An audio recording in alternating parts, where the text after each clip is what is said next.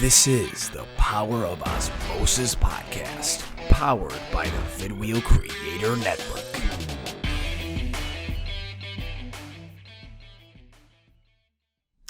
Hi everyone, this is the Power of OZmosis video podcast, powered by Vidwheel Creator Network. Today I am in an office, actually over at EmergenceTek Group here in the heart of Buffalo, New York. And I'm joined today by Patrick Garland, the CTO or Chief Technology Officer of EmergenceTek Group. Pat, welcome to the show. Thank you, John. I'm looking forward to a great conversation. I'm looking forward to it too. And as a quick icebreaker, so I actually, for context, I used to work for Pat. Pat, you were at one of our, when I was here at ETG, you were at the leadership helm of one of our major clients. And I always enjoyed when you would come into the office because you were always just you had such a calming nature, but you were so precise. And of course, laden with knowledge and experience. So I'm excited to unpack some of these things today with you. Oh, terrific. I'm happy to share and maybe provide some value to people watching today. Right on. Yeah. And so as is true to the ethos of the show and the work that ETG and I have been doing, this is going to be a guide on with some focus, but we'll kind of go out into different areas. But the primary will be digitally transforming your business through software development, cloud development, and a few other areas. Why would you spend time with us today? Kind of question comes to mind in these 20 to 25 minutes. And of course, technology is at the helm and is involved in so much nowadays, especially with business growth. So we're in the right place for that. Pat, why don't you tell our audience who you are and how you've gotten to here? Sure. The thumbnail sketch would be, I spent about 30 years in IT, most of it at the leadership position. So I've been fortunate and I've sat in every chair from the help desk to CIO. Been part of many successful organizations which experience rapid growth and have dealt with a multitude of problems that come with those kinds of organizations. And as we get ready to talk about the digital transformation and the power and having great teams working on good products in an efficient way, looking forward to sharing some of what I've learned and what not to do, as well as what to do to be successful at that. Love that, and it's as important. It was something I talk about in different content. It's life is as much as learning as it is unlearning sometimes. So it's cool that again that's that experience that I hinted on earlier of that you've seen so much, you've seen a lot, and to have someone like you now, a couple of years into being a part of ETG's leadership, it's been fun for me, who I'm obsessed with transformation, but to see what you've been able to do as you've come in as a third partner to help create it, not only a transformation with all the clients for ETG, but then even here, it's been fun to see the growth of the company. So great summary. So let's get to it. Outcomes are everything nowadays, especially when it has to do with software development and technology. I'd like to hear from you more on your experiences, both at ETG and abroad, on the positive business outcomes that you've created, right, through managed services, and maybe even starting with what are managed services. So that's a great start, John. The conversation around managed services really comes back down to an internal conversation about what's IT's function and the technologist's role in the business, and making sure that you've separated the core competencies that are required to be successful at the business with all the other noise that comes with being in an IT shop. Everybody wants you to manage the telephones. They want you to manage the copiers. They want you to do all those other things because it has lights and buttons on it. But to do that, that's not a competency that your business requires your IT team to perform. They want you in on projects that are delivering value, that have an outcome that's been defined. They want you managing and maintaining your system security. They want you maintaining and making sure that your ERP system, your core system, is well maintained and the applications are well patched and that it's reliable, scalable, and available for future use. And getting that alignment to the business plan to make sure that where they're going is being planned for on the IT, because it typically takes us a little longer to get our technology in place. So when they come back and says, I want it now, you're prepared. So coming back to the managed services piece, you need to take a strong look at what are those core things that you have to provide your business. And again, they want application development around the core. They want you to maintain security. They want you to be able to recover your organization in times of need.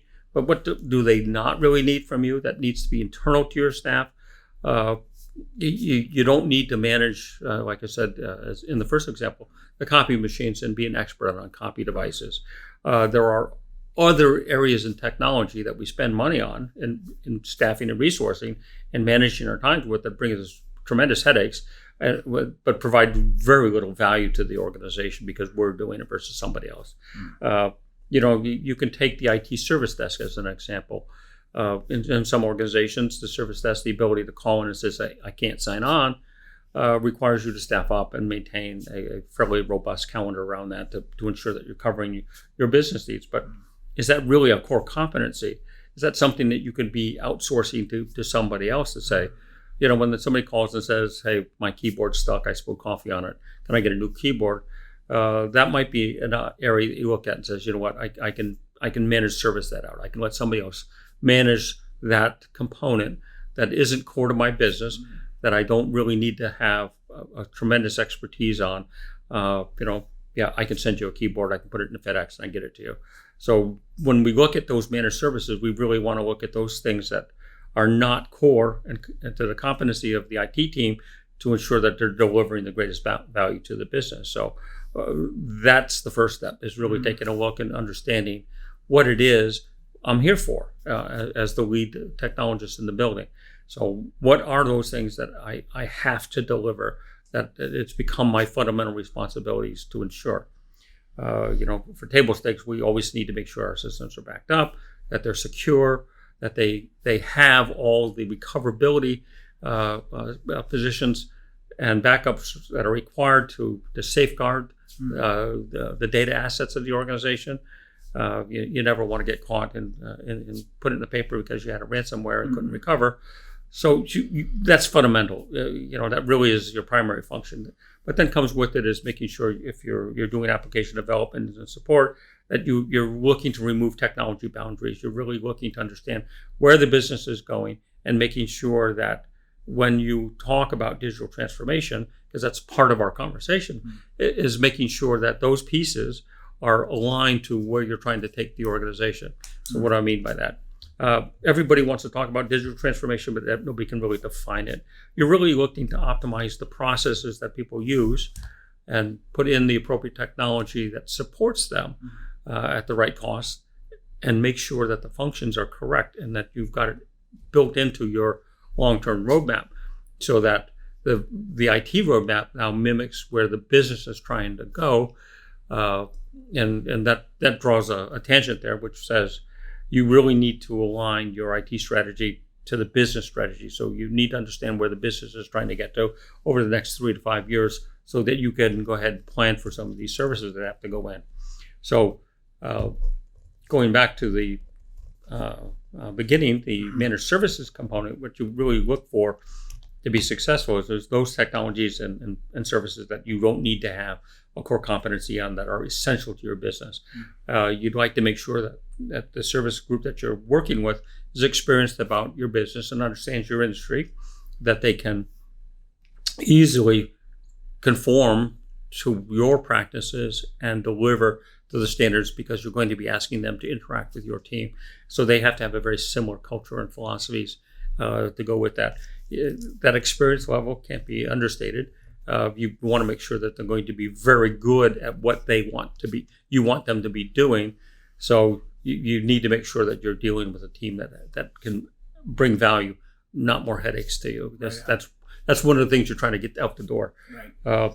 As you do that, that team that's assigned and has a good cultural fit to you can start to add some value, because your team now is freed up to focus on those core competencies that you must have to ensure that you're delivering greatest value to the organization.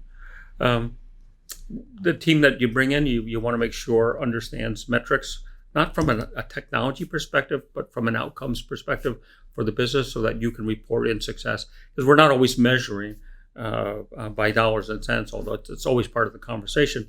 But you also need to be able to talk about the value proposition and why it makes sense to you as and your organization to do so. I've been rambling a little bit. There's so many good points, pieces to what you said there, Pat. The one thing for me is getting the business aligned with IT, or I should say IT with business, right? So imagine, you're a sporting goods manufacturer, and you've got supply chain things to think about. Where are things coming in, systems that are built, whether they're proprietary or if they're bought or who knows what, to have to then think to yourself, well, now I'm going to go from making really good sporting goods to becoming IT or technology focused, is a bit daunting. And that's why I love hearing what you just said, right? So you've got a team here, right? You've got an environment set up. The culture is flexible. The culture is solid, and one that is team oriented. And so for you to have the team that's already built, almost, it's not that it's turnkey, but you've got every aspect of the kind of IT, I guess, part of the roadmap or the configuration of a staff that, you need QA, quality assurance, you've got it. You need a business analyst or a BA, you've got it. And so SDLC, right? Software development life cycle. I remember that from my days at ETG. Your whole focus, it's not, their sporting goods is that hypothetical. It's software development and delivery of those positive outcomes. It serves and making sure the alignment of those outcomes match the long-term goals of the IT department, so that we're not creating a one-off series of applications or services, that the solution architect has talked to the enterprise architect to ensure that the frame that we're putting it in is long-term and not to be wasted. So those are the kinds of things that when you look for your partner, you really need to delve into, but sometimes we don't think about it until after you got the product delivered, and it's like, what am I going to do with that? That's not vanilla. That's really an off-brand for us. We don't really support that product that way. Making sure those handoffs and cleans, when you talk about quality assurance, right, and the testing processes, we internally, ETG already has those things set. Happy to share those. Happy to match to an existing customer's process. But again, when you really start to think about what digital transformation means and getting successful at it, it really talks about driving those experienced individuals with a tested process, making sure that the outcomes that you're going to are business based, and that the team that you're counting on has those alignments to your organization to make sure that those seamless transfers occur. So good. Thank you for mentioning that. And you mentioned noise too, right at the beginning of my ask of you about digital transformation through managed services. You mentioned noise, and that's one thing that I think the listeners, watchers will agree on, that there is so much noise out there, whether it's IT or if it's everyday life. So to know that you've got a partner, there's that peace of mind that's created to know you've got a partner with a team, with an environment already dialed in. You mentioned also what you call mimicry or mirroring in a sense, right? If you're a company listening to this, a decision maker, a CTO, CIO, and you've got a process that is dialed in, but you need someone to come learn it, it's nice to know that you could have a partner like ETG that can do that. So whether it's your own processes that are set or to then mirror the client, I love that. But the noise is interesting. I like to dive further. Nowadays, the labor market is tight, especially when it comes to IT and technical folks. So to know that, again, you've got this team, I like to hear, what are you seeing in the marketplace, maybe, Pat, in terms of folks that, are looking to either engage with you, are currently engaged with you, and their experiences with this tight labor market, especially IT. Well, I think there's no shortage of work. That's the first thing we see. Yes. There is a high demand for more technology. Right. I think most companies in America have discovered that even though they have a primary product, they have a great demand and need for efficient technology. Mm-hmm. It can become an advantage if done well. It can also be the double-edged sword, which is if not done well, it can create some problems. Excuse me. Yeah, please have some water. No worries. Yeah, it's like that, right? That double-edged sword. So I'm sorry. You continue. That's what you were saying. So as you look at the great demand that's out there, mm-hmm. and then there's also a draw on the resources. We've been short of IT resources over the last 5 to 7 years by, it's measured in the tens of thousands worldwide. And with the pandemic hitting and everybody working from home, and now trying to get people back into a more normal mode, we're finding technologists are more reluctant to step back into the old process. They really want to stay at home. Mm. So scarcity of resources, staff, people to join your team has become a bigger problem there's a lot of demand, a lot of people searching for the same people.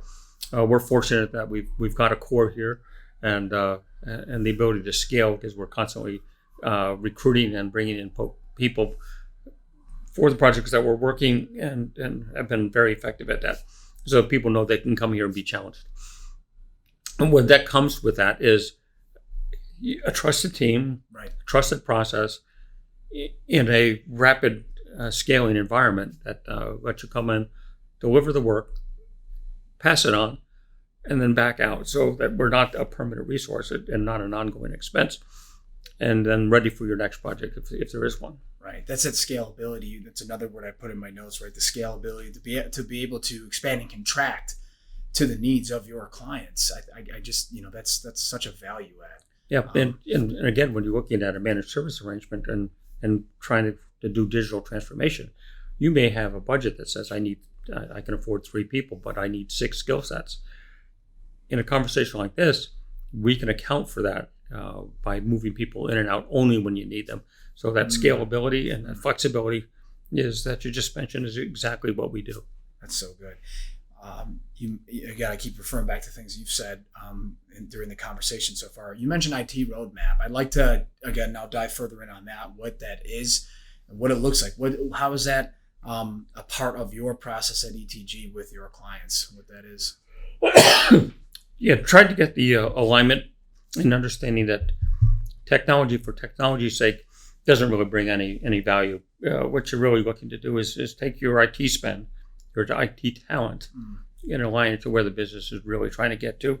It's making sure that if you go and look at the business plan, where they're looking to be in 3 to 5 years, right. And then I look and weigh out my IT strategy, which is how do I align my spend to build out those tools to be available in the cycles that my business partners are going to want.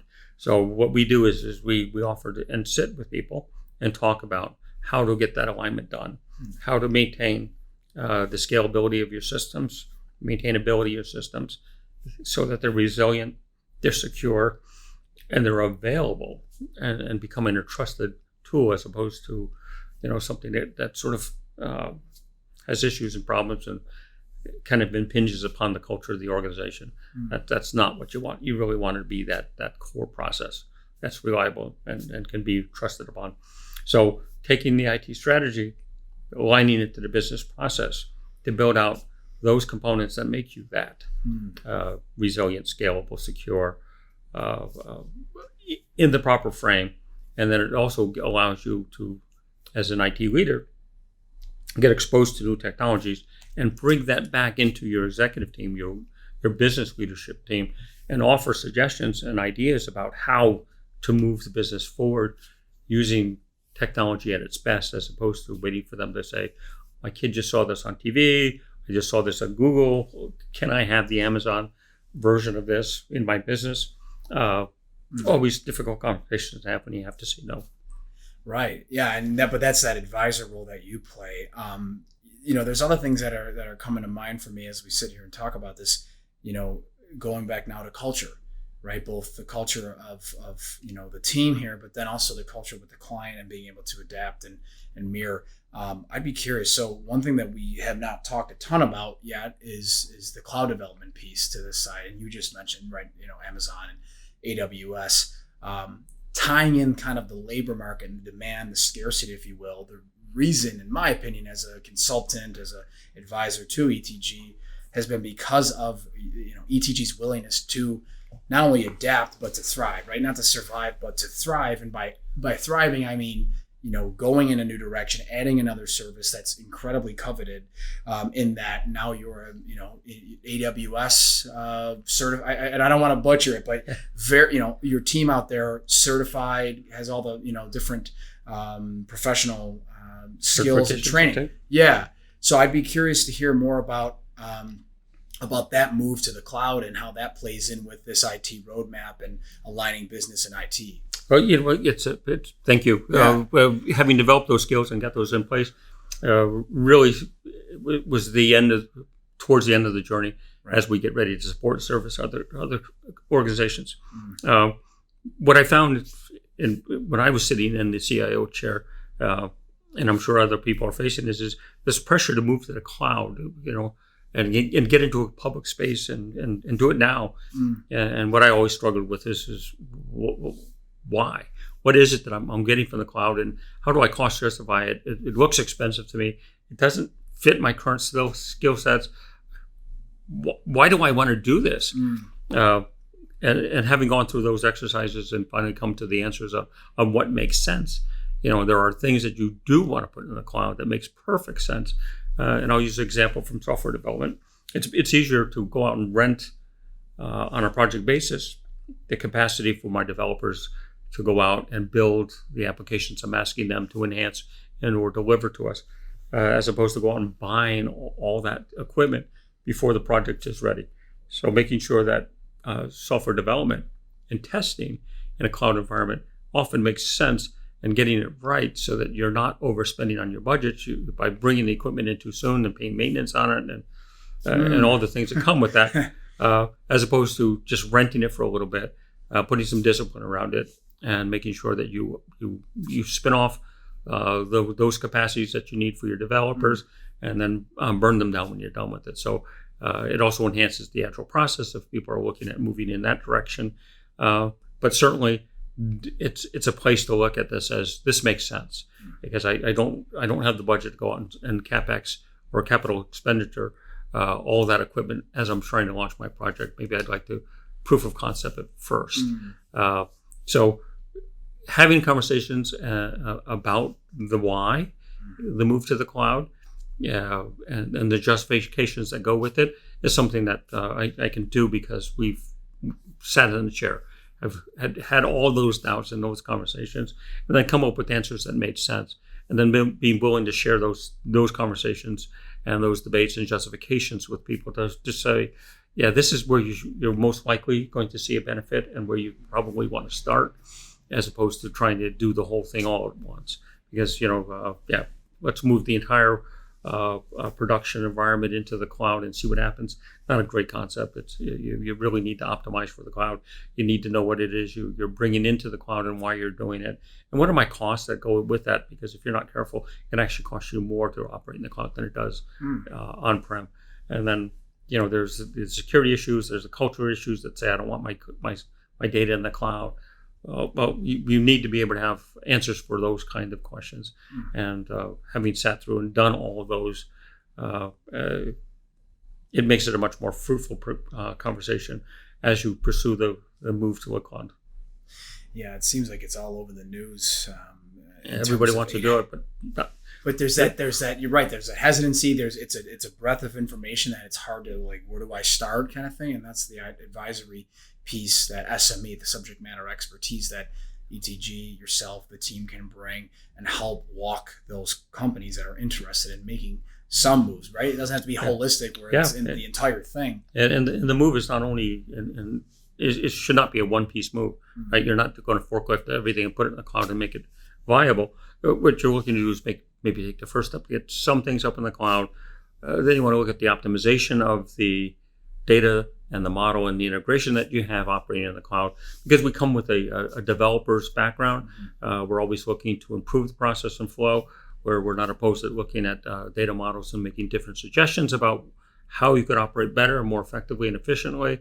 Not opposed to saying, you've been doing your backups this way for decades. Maybe it's a time to look at something different. Maybe there's a better way to do this, and cut down on some of the costs, because we're sensitive to make sure that when you make the move, you're doing it the most effective and efficient way, as opposed to, it's in, it's running.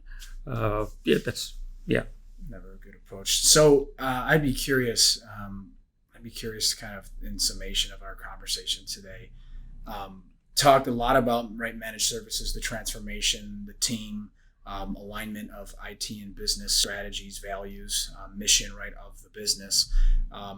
Imagine we've got, I have to fit this in every single podcast I do. I always say millions of watchers and listeners. I believe in the law of attraction, so I'll continue to say it till it's true. But to our audience, you've got decision makers watching this, CFO, CIO, CTO, COO, whoever it is.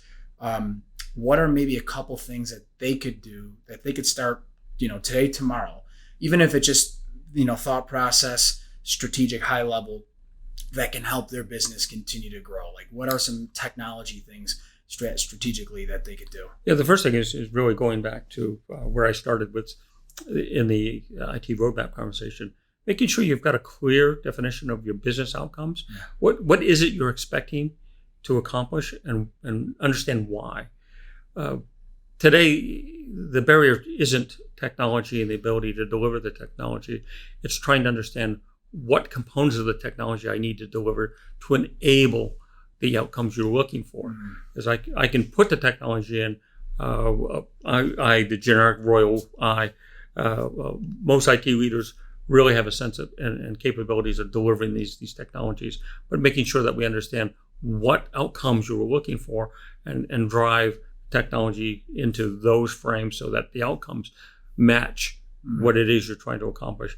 Then it becomes incumbent upon the IT leader, not the business leader, to understand how that all fits into the enterprise architectural conversation for sustainability and long-term growth, so that all those pieces start to fit together. So going back to the ask, understanding your business outcomes, understanding where you're trying to go to and what it is you're trying to accomplish, and then be able to give that to us in English, then we can translate that back into, pardon the pun, into Tekanese, and be able to put that into something that makes sense to technology folks, and then we can give that back to in English on the reverse course to make sure that we've aligned to where you're trying to go to.